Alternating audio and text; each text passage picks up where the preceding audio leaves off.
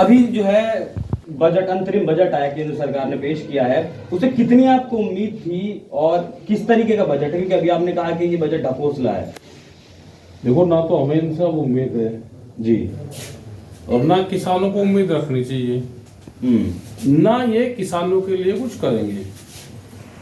ठीक है जी, ये तो आंदोलन होगा तो ये देश बचेगा, ये किसानों बचेगा। ये उद्योगपतियों की सरकार है। इस सरकार को एक पूंजीवाद का गैंग इस सरकार को चलाता है। उनकी एक पॉलिटिकल पार्टी है, उसके माध्यम से इन्होंने देश पर कब्जा कर लिया।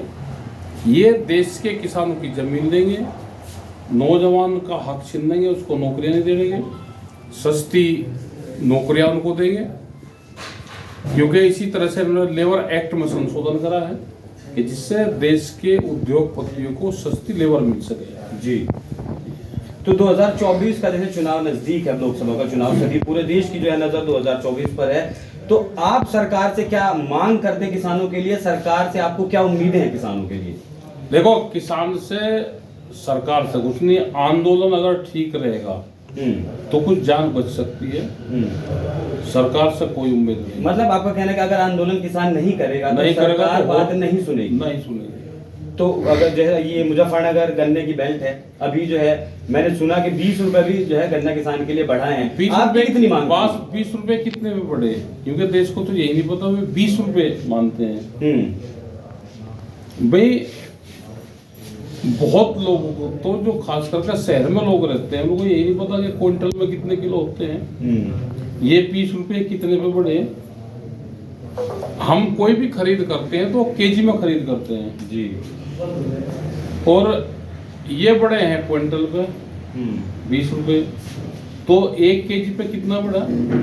20 पैसे। 20 पैसे। तो ये 20 पैसे बढ़े, 20 पैसे पर केजी की बढ़ोतरी हुई है।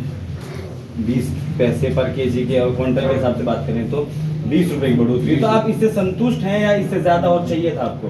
संतुष्ट हुआ करेगा, ये कोई है 20 पैसे की कोई बढ़ोतरी होती है?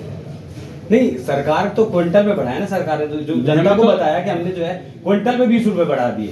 20 रुपए बढ़ा दिए क्विंटल पे। लागत कितनी आ रही?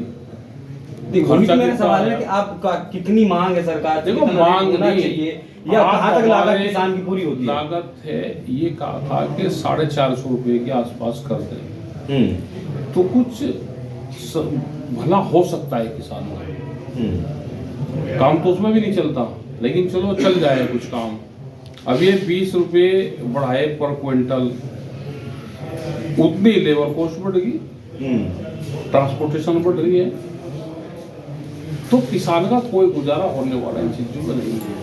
अच्छा, जो सरकार किसानों के लिए कर रही है उसमें क्या किसान का गुजारा नहीं होगा? क्या कर रही है सरकार? तो अब जो ये बताइए मुझे, आप लंबे वक्त से जो है किसानों के नेता हैं, किसान राजनीति करते आए हैं, तो इस सरकार में किसान की स्थिति बेहतर है या पिछली सरकारों में किसान की स्थिति बेहतर थी? क्योंकि सरकार का कहना था कि आय दोगुनी कर देंगे किसान। हाँ, तो आय तो दोगुनी हुई नहीं, कर्जा दुगना हो गया। कर्जा बढ़ा है, फसलों के दाम नहीं बढ़े, और जब तक फसलों के दाम नहीं बढ़ेंगे और कर्जा बढ़ेगा तो किसानों की जमीन बिकेगी। इनका प्लान है कि किसान की जमीन कैसे छीनी जाए। कर्जा आप दोगे, फसलों के दाम नहीं दोगे, किसान कर्जा बढ़ाता चला जाएगा, एक दिन वो अपनी जमीन बेचेगा कर्जा उतारने के लिए।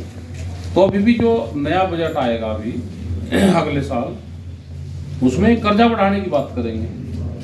लोक लुभावनवादी तो इस बार भी कुछ नहीं किए गए। अभी नहीं, ये तो अग्रिम बजट होता है तो ये तो जब तक इलेक्शन होता है उसको चलाने के लिए ये करते हैं, इसमें ज़्यादा बात होती भी नहीं। उससे पहले कर दे। देखो, एमएसपी गारंटी कानून है सबसे बड़ी चीज़।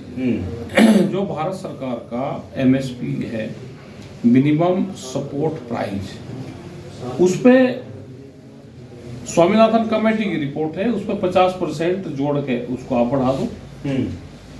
उस पर आप गारंटी कानून ले आओ कि कोई व्यापारी खरीद करेगा या सरकार खरीद करेगी, उसके कम पे खरीद नहीं होगी। लेकिन व्यापारी को तो ये सस्ते में लुटाते हैं ना किसान के, वो कानून नहीं लेकर आएंगे। भाई, एक सरकार ने एक भाव तय कर दिया, हम कह रहे हैं कि उस पर लीगल कानून बना दो आप कि इसके कम पे व्यापारी जिसको व्यापार करना होगा वो इसके कम पे खरीद नहीं करेगा। इसमें क्या दिक्कत है? सरकार को थोड़ा पैसे देने हैं।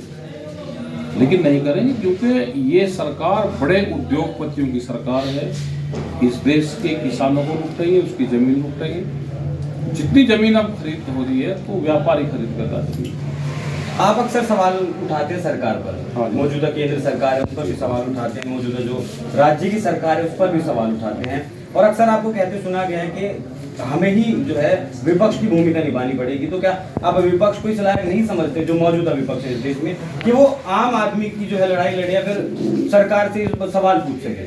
वो अपनी लड़ाई लड़ लो, अपनी वोट बचाओ, अपने कैंडिडेट बचाओ। तो उन्हें तो पहले अपनी लड़ाई लड़ोगे ना। वे जब लड़ाई लड़ेंगे खुद मजबूत हो जाएंगे, जब दूसरे से लड़ सकते हैं। पहले तो खुद ही डूबने लग रहे। तो 2024 में कुछ है कि विपक्ष जो है इस बार बीजेपी को हरा पाएगा? बीजेपी सरकार जो है वो विपक्ष के उसमें भी बैठी नहीं, आपस में उनके सब संपर्क है। वो एक दूसरे को इकट्ठा नहीं होने देंगे। जैसे हरियाणा में 3 मुख्यमंत्री तो कांग्रेस के लड़ेंगे, 2 मुख्यमंत्री चौटाला परिवार से लड़ेंगे, 1 आम पार्टी का लड़ेगा, 1 बीजेपी का लड़ेगा। तो कितने हो गए? 3 और 3 6 एक साथ 7 मुख्यमंत्री लड़ेंगे। चलिए, जब विपक्ष की बात है तो एक सवाल मैं विपक्ष का ही लूंगा आपसे कि इंडिया गठबंधन बना है 28 दलों को लेकर, लेकिन जैसे ही असम में बंगाल में यात्रा जाने वाली थी, ममता बनर्जी ने झटका दे दिया। उसके बाद बिहार में आने वाली थी तो नीतीश कुमार ने झटका दे दिया। उसके बाद झारखंड में जब 2 दिन बाद झारखंड में यात्रा जानी थी तो झारखंड से भी बड़ा झटका मिला। तो इंडिया जो अलायंस है, जो मोदी के खिलाफ है, मतलब मोदी को हराने के लिए जो बनाया गया है, तो उसका तो जो सूत्रधार थे वही अब पार्टी में जो है वो गठबंधन में इतने डरा देंगे उनको। नहीं, डर किस चीज का?